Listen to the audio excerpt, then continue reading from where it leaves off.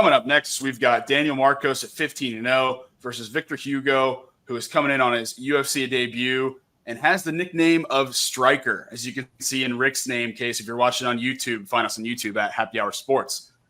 Rick, I have a question for you. Your nickname is Striker as well with Victor Hugo. Do you know off the top of your head, without looking, how many submission victories Striker has in his career? He has fought professionally 28 times. 7. I mean, I can tell you because I did the notes, but like, if you're trying to catch me off guard here, I can play dumb, but I don't want to play dumb to our viewers. He has 9 submissions and 8 knockouts. So I think that we should call him, the rest of the preview, we should call him Submission instead of Striker. So Submission is on his UFC debut here after rattling off a 13-fight winning streak, including a victory on Dana White's Contender Series in the beginning of October this year. So he's got a 1-month turnaround from his Dana White Contender Series win heading into this fight this weekend in Brazil.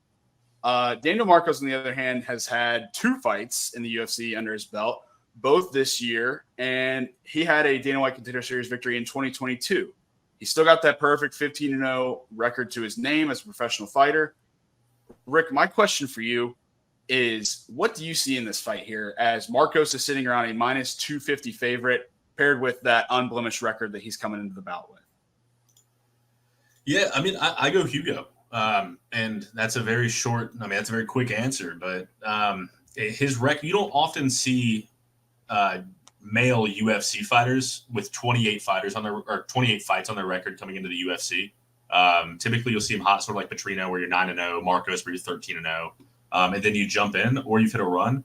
And he's just been on an incredible tear early in his career. I mean, 2011 to 2013, he fought like 11 times in very small, questionable competitions. So his record is a little bit inflated from that, but over the past now 8 years, he's been fighting better competition and he's been winning dominantly. And so he is a guy that on the feet, I mean, he can land with overhand rights. He's got a left hook that's powerful and he loves to sit down on. He's he leaves a little bit to be desired on the in-betweens. Like he can get hit. He'll leave his head out there and he holds his hands low as fuck. Excuse my language.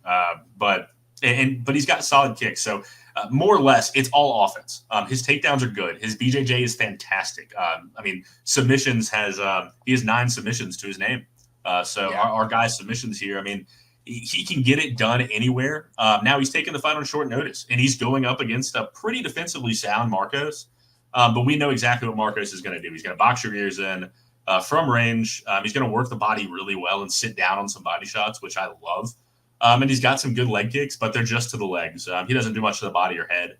And he's good defensively in scrambles, but he's not going to do much offensively. He's not going to threaten submissions. He has 0 submissions to his name. So I doubt that he's going to be able to get the advantage on a guy like Hugo here. But it's an interesting fight. It's a little bit of a weird one there. And so I've got the underdog Hugo at plus 206 to win outright. I'm not placing a bet on that. My bets are going to go on Hugo inside the distance at plus 350. I think that Marcos I think his undefeated record goes away here. But then I'm also going to take under 2.5 at minus 145. Similar to your under 2.5 at minus 143 earlier. I think that Hugo's he knows what he's got to do here. And I think that Marcos with, I believe, 2 decisions in his 2 UFC fights. Nope, he won his first via knees to the body against Simon Oliveira. But I think that we get a much closer fight. The Davy Grant fight against him was interesting where his volume wasn't great. And Davy Grant was able to take it to him. Now, he busted up Davy Grant. And I think that he'll be able to bust up Hugo here some. But I think that Hugo will really push it out of Marcos, especially in Brazil. And we've got a veteran fighter who knows how to do that. So give me the under and give me Hugo to win inside the distance for a full unit on the under. Yeah, I'm with you. I think Hugo has a couple more paths to victory than Marcos does. I feel like Hugo, too, even though this is his UFC debut on a short notice, he has that home crowd backing, which I love a lot for the underdog here, especially that big of an underdog at plus 200. I'm going to just take him straight up on the money line at plus 200. You can find that at a couple spots. DK, BetMGM, Caesars.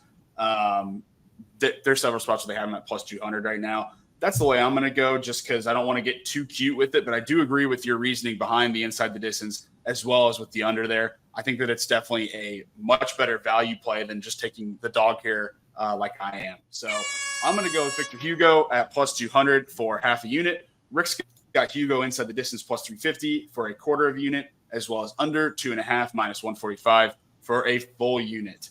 Stay with us as we start to get into the main card here and kick it off the first of the Bonfim brother duos with Ismail Bonfim taking on Vince Pichel.